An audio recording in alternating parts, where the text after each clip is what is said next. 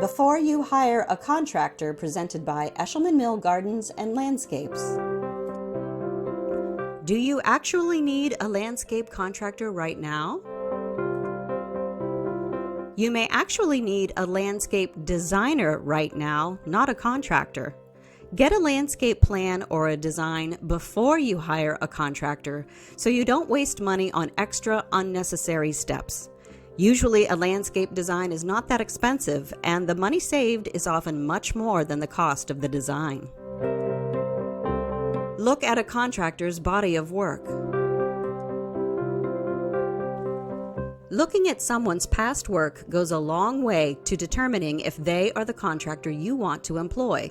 At the very least, you should be able to see examples of a contractor's work on their website, and that work should resemble what you're looking for. Don't be shy about asking a contractor if the pictures on their website are something they actually did and not a stock photo.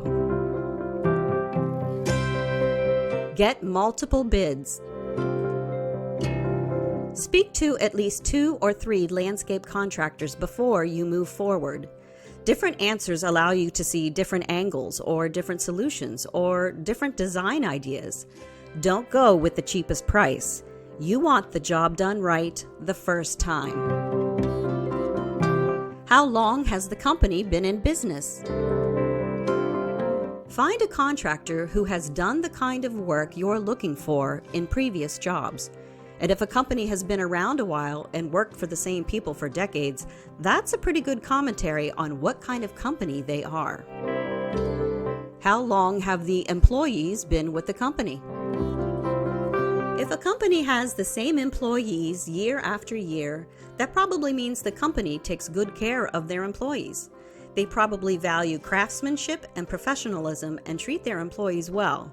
This tells you a lot about the company and its business philosophy. And if they treat their employees well, they probably treat their clients in a similar fashion. Consider your first experience carefully. After your first and second meeting with a contractor, you should have a very strong sense that they are interested in giving you what you want, not just what they're selling.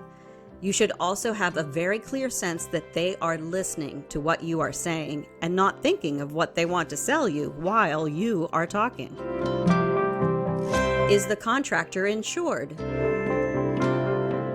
If someone is working on your property and something goes drastically wrong, and there is a tremendous amount of damage on your property, who is going to pay to make you whole?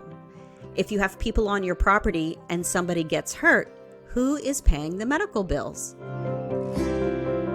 Keep your budget to yourself. If you want a project done, you may or may not have an idea of an approximate budget. But if the work you want done costs about $3,000 and you tell a contractor that you have a budget of $4,500, guess what the estimate will be?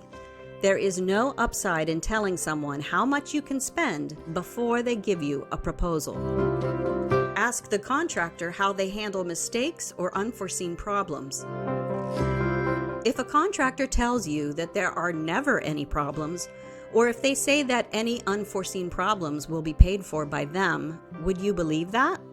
They should acknowledge that things absolutely can and do go wrong on a large job, and what they do to take care of those problems. How soon can the work begin? Make the initial inquiry early enough to have your project done when you want it done. Speak with your contractor in December, January, or February. If a contractor tells you that they are booked up for 8 to 10 weeks, you may not want to wait for them. If you find a company that can start quickly during the busiest season, you may want to ask why they don't have work. Negotiate the price. It never hurts to ask if there is any room for negotiation on the quote. Many times there is a little room for negotiation.